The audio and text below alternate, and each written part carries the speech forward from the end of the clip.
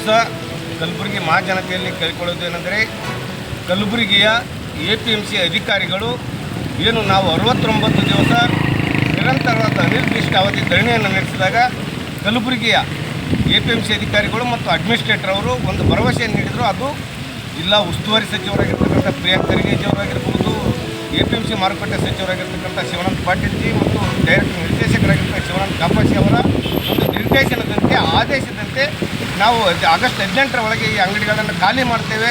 ಒಂದು ವೇಳೆ ಅವರು ಖಾಲಿ ಮಾಡದೇ ಇದ್ದರೆ 19ನೇ ತಾರೀಕನ್ನು ಬೆಳಗ್ಗೆ ಹಿಡಿದು ನಾವು ಕಾರ್ಯಾಚರಣೆ ಮಾಡಿ ಕೀಲಿ ಹಾಕ್ತೀವಿ ಅಂತಕ್ಕಂಥ ಭರವಸೆಯನ್ನು ರೈಟಿಂಗಲ್ಲಿ ನೀಡಿದರು. ಆದರೆ ಇವತ್ತಿನ ದಿವಸ ನಾವು ಕಚೇರಿಗೆ ಬಂದು ನೋಡಿದರೆ APMC ಕಾರ್ಯದರ್ಶಿಗಳಿಲ್ಲ, ಯಾವುದೇ ಅಧಿಕಾರಿಗಳಿಲ್ಲ. ಸಹ ಕಾರ್ಯದರ್ಶಿಗಳಿಗೆ ಕೇಳಿದರೆ ಅವ್ರು ಹೇಳ್ತಾರೆ ಕಾರ್ಯದರ್ಶಿಗಳು ವಿಸಿಟಿಂಗ್ ಹೋಗಿದ್ದಾರೆ ಅಂತಕ್ಕಂಥ ಮಾತನ್ನು ಹೇಳ್ತಾ ಇದ್ದಾರೆ. ಆದರೆ ಕಾರ್ಯದರ್ಶಿಗಳಿಗೆ ಫೋನ್ ಮಾಡಿದರೆ ನಾನು ಅಡ್ವೊಕೇಟ್ ಬಳಿ ಬಂದಿನಿ ಅಂತ ಹೇಳ್ತಾ ಇದ್ದಾರೆ.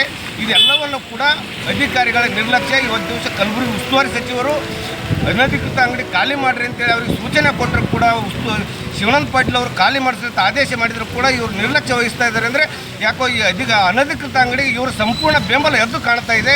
ಹಾಗಾಗಿ ಕೂಡಲೇ ಈ ಅಧಿಕಾರಿಗಳನ್ನು ಸಸ್ಪೆಂಡ್ ಮಾಡಬೇಕು. ಮತ್ತು ಈ ಅಧಿಕಾರಿಗಳ ವಿರುದ್ಧವಾಗಿ ನಾನು ಕೂಡ ಕಂಪ್ಲೇಂಟ್ ಮಾಡ್ತಾ ಇದ್ದೀನಿ. ಅದರ ಜೊತೆಗೆ ಇವತ್ತು ದಿವಸ ಖಾಲಿ ಮಾಡೋದನ್ನು ಬಿಟ್ಟು ಈ ಕಾಲಹರಣ ಮಾಡ್ತಕ್ಕಂಥ ಈ ಅಧಿಕಾರಿಗಳ ಮೇಲೆ ಕೂಡಲೇ ಕಾಂಗ್ರೆಸ್ ಸರ್ಕಾರ ಈ ಅಧಿವೇಶನದಲ್ಲಿ ಕ್ರಮ ಕೈಗೊಳ್ಳುವಂಥ ಕೆಲಸ ಮಾಡಬೇಕು. ಈ ಅನಧಿಕೃತ ಅಂಗಡಿಗಳಿಂದ ಇವ್ರಿಗೆ ಏನಾದರೂ ಮಾಮೂಲಿ ಬರ್ತಾ ಇದೆ ಅಂತಕ್ಕಂಥದ್ದು ಗಂಟು ತುಂಬ ಚರ್ಚೆ ನಡೀತಾ ಇದೆ. ಅದನ್ನು ಕೂಡ CBI ತನಿಖೆ ಆಗಬೇಕಂತೇಳಿ ನಾನು ಆಗ್ರಹ ಮಾಡ್ತಾ ಇದ್ದೀನಿ. ಈ ಅಧಿಕಾರಿಗಳು ಇವತ್ತು ಕಚೇರಿ ಬೆಳೆದಿದ್ದು ಕೆಲಸ ಮಾಡೋದು ಬಿಟ್ಟು ಕಾಲಹರಣ ಮಾಡುತ್ತಿರುವುದು ಈ ಅನಧಿಕೃತ ಅಂಗಡಿಗಳವರಿಗೆ ಸಂಪೂರ್ಣ ಬೆಂಬಲ ಅಧಿಕಾರಿಗಳದ್ದೇ ಇದೆ ಅಂತಕ್ಕಂಥ ಮಾತನ್ನು ನೇರವಾಗಿ ಆರೋಪ ಮಾಡ್ತಾ ಇದ್ದೀನಿ. ಇದರ ಬಗ್ಗೆ ತನಿಖೆ ಕೂಡ ನಾನು ಕೂಡಲೇ ನಾಳೆನೇ ಬೆಂಗಳೂರಿಗೆ ಹೋಗಿ ಇವರೆಲ್ಲರ ಮೇಲೆ ಕ್ರಮ ಕೈಗೊಳ್ಳೋದಕ್ಕೆ ನಾನು ಹೋರಾಟವನ್ನು ಮಾಡ್ತಾ ಇದ್ದೀನಿ, ಆಗ್ರಹವನ್ನು ಮಾಡ್ತಾ ಇದ್ದೀನಿ, ಕಂಪ್ಲೇಂಟ್ ಕೊಡ್ತಾ ಇದ್ದೀನಿ, ಲೋಕಾಯುಕ್ತಕ್ಕೂ ಕೂಡ ದೂರು ಕೊಡ್ತಾ ಇದ್ದೀನಿ. ಹಾಗಾಗಿ ಆ ಅಧಿಕಾರಿಗಳು ಇಲ್ಲಿ ಬರೋವರೆಗೂ ನಾವಿಲ್ಲಿಂದ ಕದೋಲು ಹೋಗಲಿಲ್ಲ.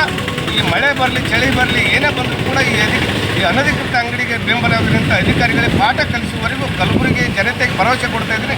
ನಿದ್ರಿಸುವುದಿಲ್ಲ, ಊಟನೂ ಬಿಡುತ್ತೆ ಅಂತಕ್ಕಂಥ ಮಾತನ್ನು ಹೇಳೋಕ್ಕಿದೆ. ಸಂಸ್ಕೃತಿ ಅಭಿಯಾನ 2025 ಸೆಪ್ಟೆಂಬರ್ 1ನೇ ತಾರೀಕಿನಿಂದ ಅಕ್ಟೋಬರ್ 1ನೇ ತಾರೀಕಿನವರೆಗೆ ಈ ಒಂದು ಬಸವ ಸಂಸ್ಕೃತಿ ಅಭಿಯಾನ ಪ್ರಾರಂಭವಾಗಲಿದ್ದು, ಈ ಒಂದು ಅಭಿಯಾನದಲ್ಲಿ ನೂರಾರು ಜನ ಬಸವಾಭಿಮಾನಿಗಳು ಮತ್ತು ಮಠಾಧೀಶರು ಈ ಒಂದು ಅಭಿಯಾನದಲ್ಲಿ ಭಾಗವಹಿಸಲಿದ್ದಾರೆ.